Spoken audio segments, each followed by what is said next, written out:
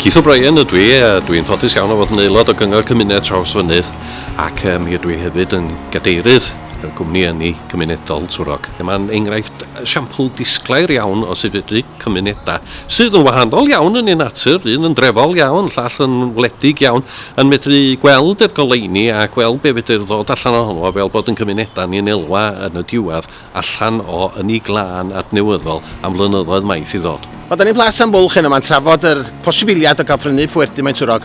A Pwerdy Maen Twrog, safliad carreg wrthon ni yma, a dwi'n cynrychioli'r ardal, a dwi'n teimlo mae yna gyfle mae ni gael adnodd i'r cymunedau ac adnodd i ni gael yn ôl. Lle bod yna rhyw bobl cyfeithio golygu tramor ni'n brynu fo, wel, mae yna gyfle i ni, a mae eisiau ni fel bobl lleol ac ifanc hefyd fentro a trio cael perchnogaeth neu siar neu beth bynnag yn Pwerdy Maen Twrog.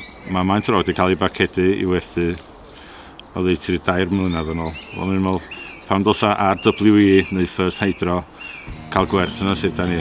Dyna sydd nath ni at y gilydd a penderfynu sydd ni'n dechrau'r cwmni yma.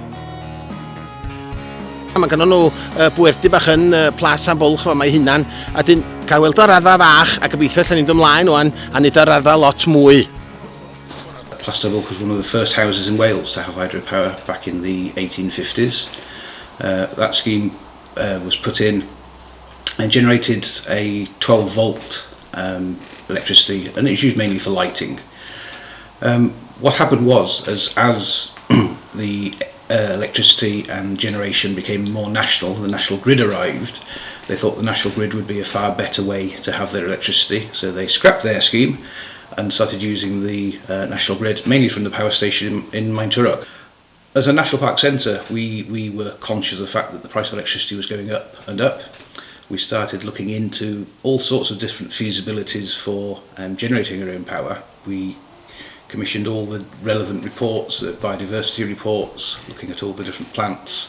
So we had to do a lot of tree surveys, looking at rare lichens that are on some of the trees to make sure that we didn't cause any damage to anything when we constructed the new scheme.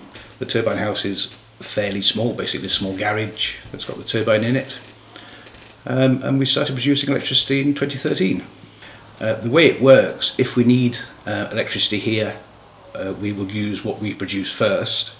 If we're not producing enough, it then feeds in from the grid. If we're producing more than we need, it then goes out to the grid. Da ni wrth ochr Pwerdy, Bant yr Afon, yn Cechwedd, o dan y bont, yr E470, y ffordd newydd. Pwerdy di Bant yr Afon. Mi oedd o wreiddiol yn gynnyrchu electric i droi y chwannol yn Cechwedd. Ond dyddiau yma, pethau gael ei moderneisio, wedyn maen nhw'n gwneud tyrbain newydd i fewn. Wedyn maen nhw'n gwerthu'r trydan wan i'r grid. Mae'r peiriant newydd sgynna ni fewn 2007. Mae'n gallu cynnyrchu i fyny 400 kilowatt, ond rhyw 350-360 di mwyaf mae di wneud, ia. Ond dwi'n dweud bod o'n rhedeg i fyny rhyw 700 o dai.